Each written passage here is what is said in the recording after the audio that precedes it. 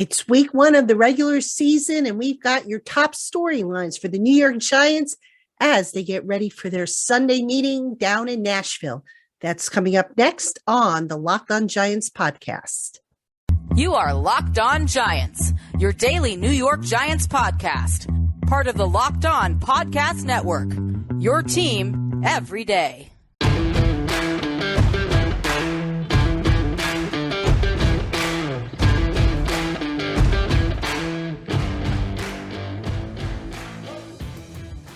Hello, New York Giant fans, and welcome to another edition of the Locked On Giants podcast, part of the Locked On Podcast family, your team every day.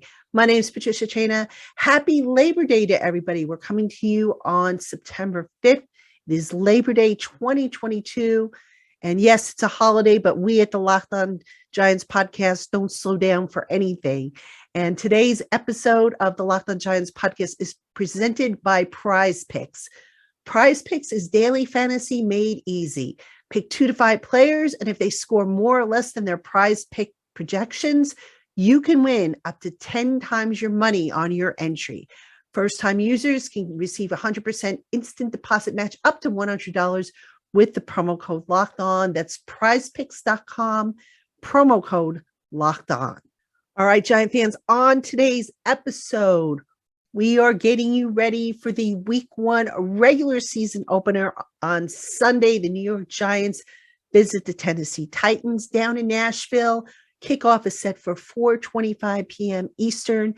And we have for you on this show some of the top stories of the upcoming week. So we're going to run down some of those storylines, talk a little bit about them, their influence on the game and whatnot, and just start to get you ready for what has seemed to be like forever. It's taken like forever for the Giants to get back to playing football that counts. Well, we're just days away from it happening. So let's get into the week one storylines. And these are presented to you in no particular order, just a few storylines that I jotted down that I think are going to come up over the course of the upcoming week. Storyline number one, the summer of Saquon is over. But now the real talk begins. All right. So all off season long, all summer long, Giants running back Saquon Barkley has been, looking good out there on the practice field. He looks like he's going to have a much different role in this offense, a role that is going to really complement what he does well, get him back to hopefully what he looked like as a rookie. And, Saquon all along has been, talking about how good he feels, how he's determined to shut his critics up and so on and so forth. But you know what, folks? I come from the old school, all right? And Tom Coughlin used to have a saying, talk is cheap, play the game. I appreciate everything that Saquon Barkley has said. I appreciate his confidence and his swagger. But there comes a point where you just got to say, you know what? Just go out there and do it. Stop with the talking. Stop, I feel good. I feel this. I'm going to do this. I'm going to do that. Just go out there and do it. Because here's the thing. We know Saquon has had injury issues since his second season, really, in the NFL. But even when he has been out there and he has played, and you go back to last year before the ankle injury, for the most part, can we honestly say that Saquon has come close to looking like Saquon? Now, I know last year he was coming off of the ACL, but he talked about, again, how good he felt, how he was determined to run, get back to his old self, be better than he was than ever before. Well, folks, talk is cheap. Go out there and do it. And, I don't doubt that Saquon is motivated. He is, after all, in a contract year. I don't doubt that he is determined. I don't doubt that he's enjoying himself in this new offensive system because it does fit what he does a lot better. Go out there and do it. I can't stress that enough. Saquon, he's probably going to be on the podium once a week. He's probably going to get the same questions. And to his credit, he doesn't duck any questions. But at some point, you just got to say, look, I've said all I have to say. Now it's up to me to go out there and do it. Do I think he can do it? Absolutely. If he stays healthy, I have no reason to doubt that he won't get back to looking like he was as a rookie. But enough with the talk, just do it, as the old Nike commercial would say. All right, storyline number 2, and this is a big one. Who's in and who's out? All right, so all summer long, we saw a bunch of injuries hit various Giants players, but head coach Brian Dable decided not to disclose what those injuries were. And we would find out here and there by chance. Well, now this week, the Giants have to start filing injury reports.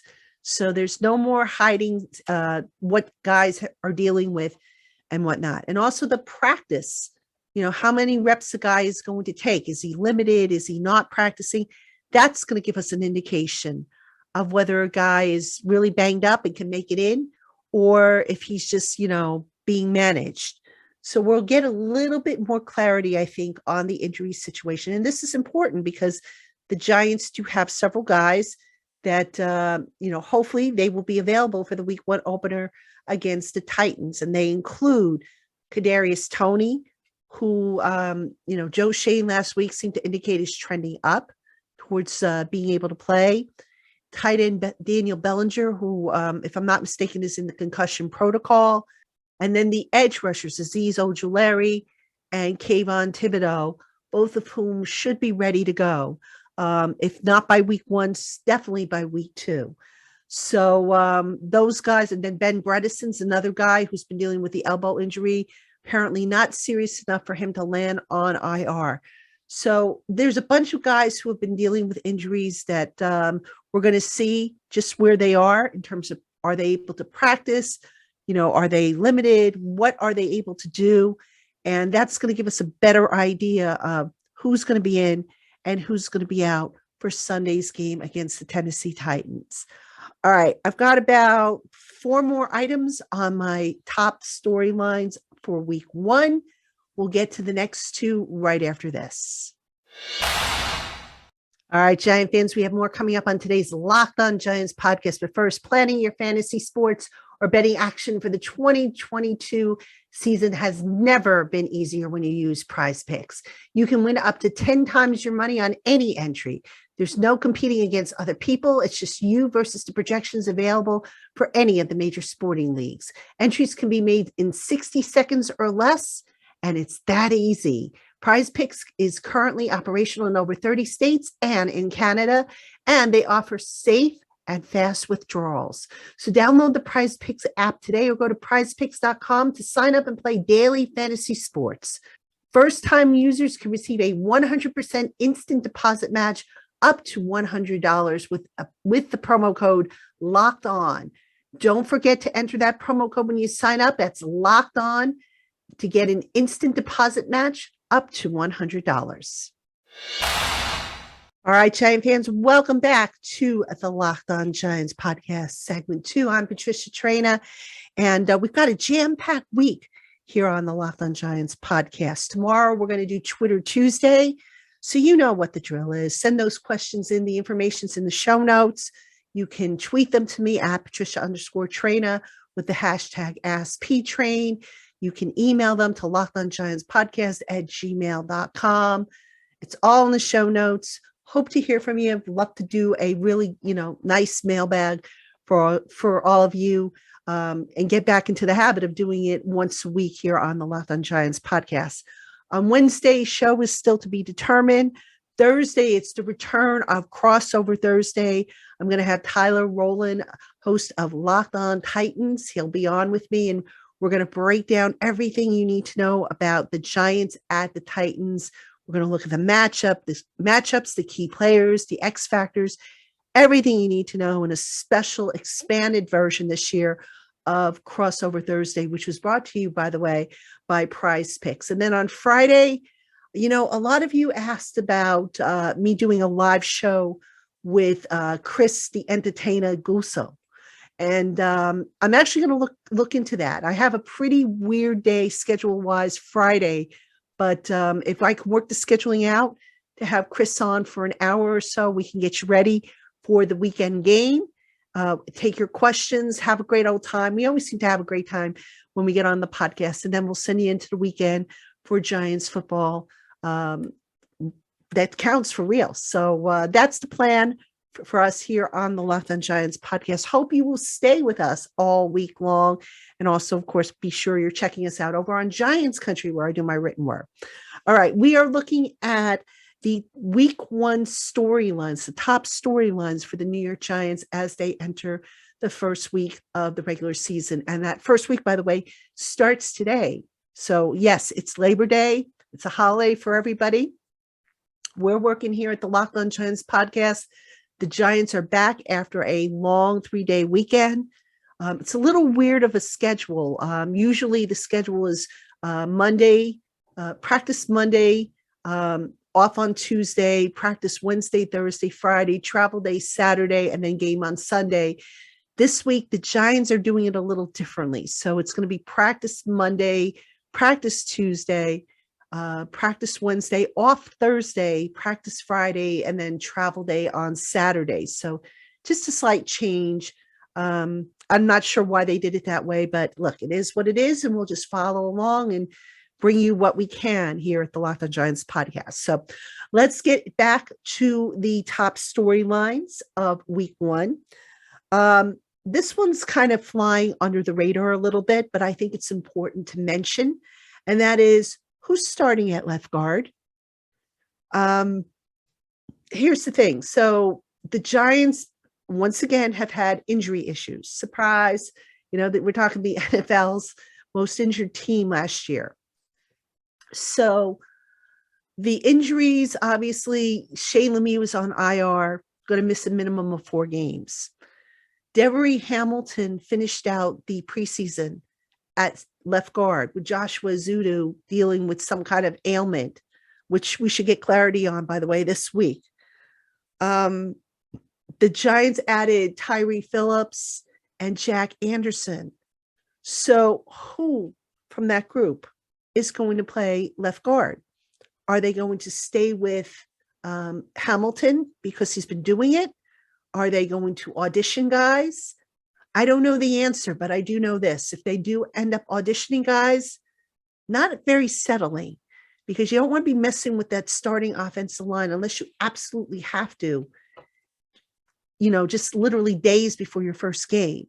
There's something to be said about communication and gelling and all that good stuff. And, I just feel like, especially if the coaching staff decides that, Tyree Phillips is a better option or Jack Anderson's a better option, now you've got to, move these guys into the lineup, build up the communication, the camaraderie, the verbal communication, the nonverbal communication, and that can take time. So I'm not going to lie, I'm a little concerned about the offensive line and what they're going to do at left guard. I think that's very telling. And I think it's, like I said, an underrated storyline for this week, because if that offensive line doesn't perform, doesn't matter what kind of offensive system they have in there, that offense is not going to function very well. All right. Speaking of offense, actually, I'm going to give you two more in this segment, then we'll take our final break. Who's going to call the plays? All right. Is it going to be Mike Kafka? Or has head coach Brian Daboll decided, you know what, I'm going to call the plays because I just want to do it? Now, my feeling on this is simple. Kafka's been calling the plays going back to the spring. He called them in the summer and in the preseason. In other words, he had a nice long audition. Now, unless we all missed something somewhere along the line, Kafka did a good job. Daboll did not take the play calling responsibilities away from him. To my thinking, it would be foolish at this point for Daboll to say, you know what, I miss calling plays, I'm going to do it. I don't want to see that happen because I don't think Kafka has done anything to deserve having the play calling responsibilities taken away from him. And B, I go back to Shermer and McAdoo and how they were always having their nose into the play card and stuff like that. You want your head coach to be able to manage the entire game. You want him to be there and be aware of, okay, do we need to call a timeout? Do we need to throw the challenge flag? You can't do that if your face is in a play card and you're thinking, okay, what are we going to do on the next series? Or what are we going to do in this scenario? So I really hope, and I would think this is just my guess, that Kafka continues to call the plays for the Giants. I think it makes the most sense. But of course, that has not been finalized.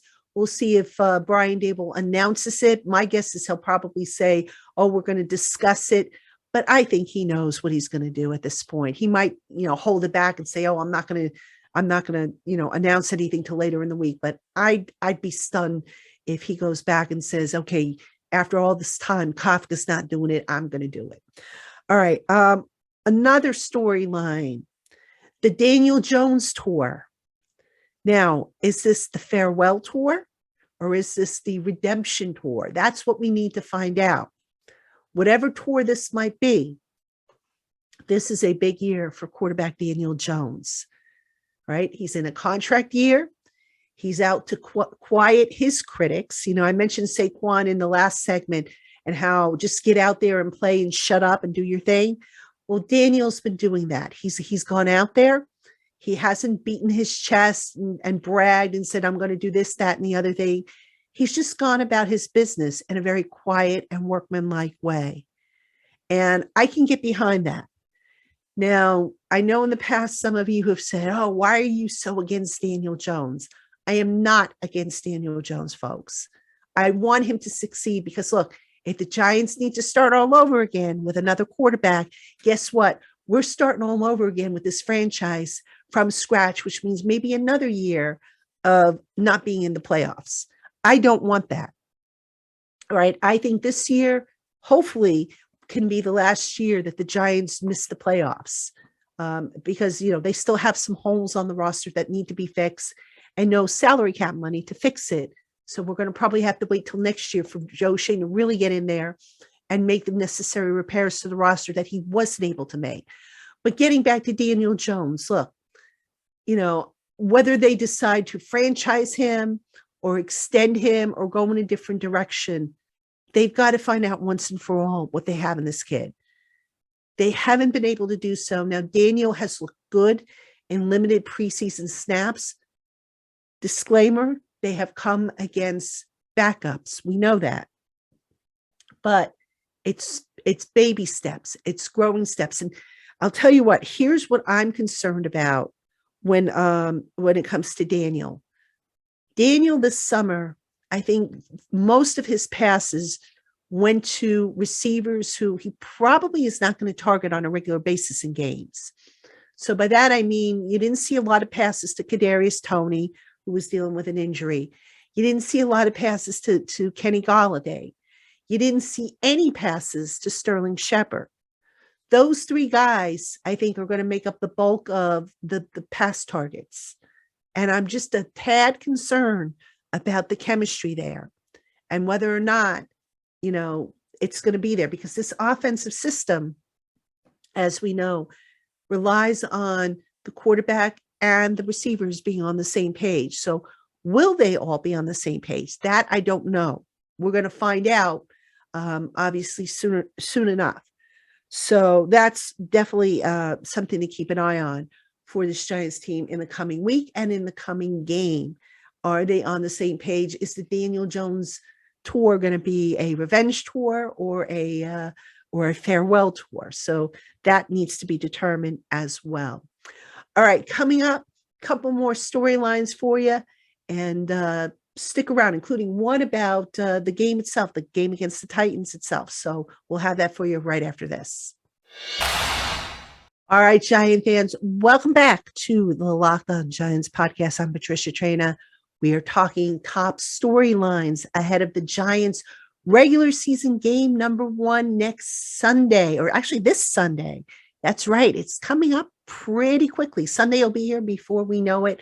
I don't know about you, but I'm really excited because it's been far too long since we've seen Giants football, and fingers crossed that we see some quality football. I mean, I don't know necessarily if the Giants are going to win and beat the Titans or how they're going to look, but we've got to start figuring out what this team is all about. And that starts this Sunday in Tennessee.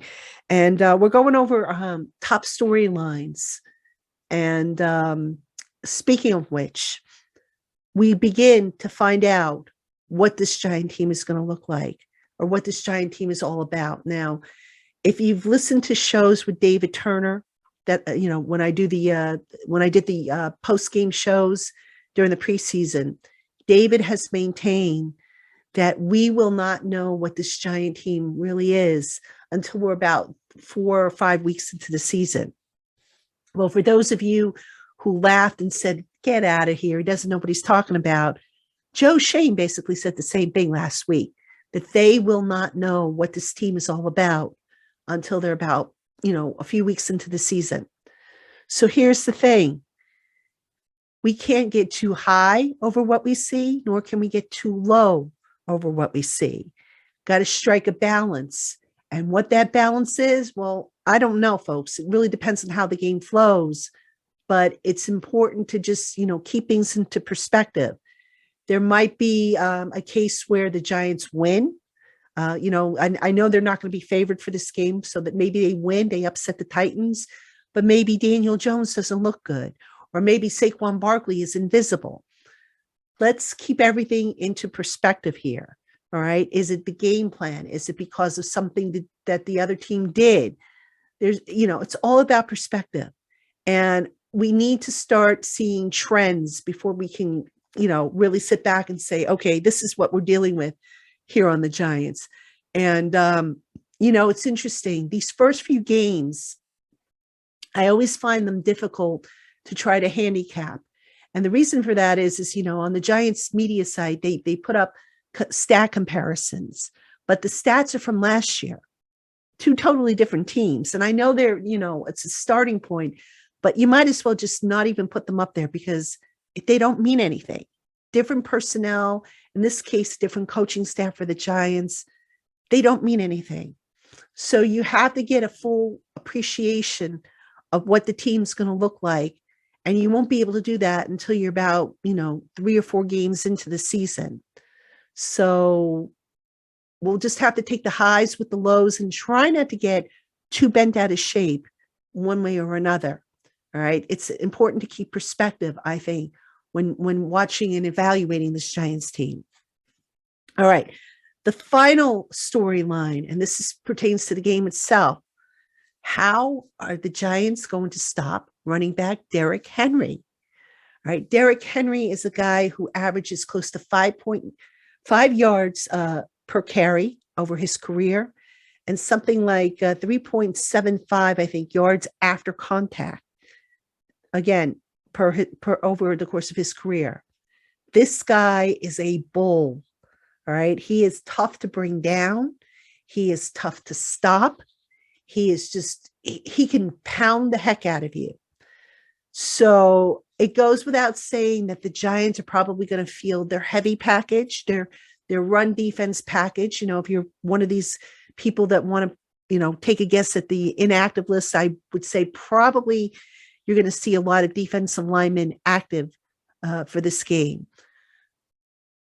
Now, how do you stop Derrick Henry? Well, there's a couple of ways you could do it. Well, actually, you can't stop him. You could try to slow him down. So obviously a key thing, don't let him get into the second level of that defense.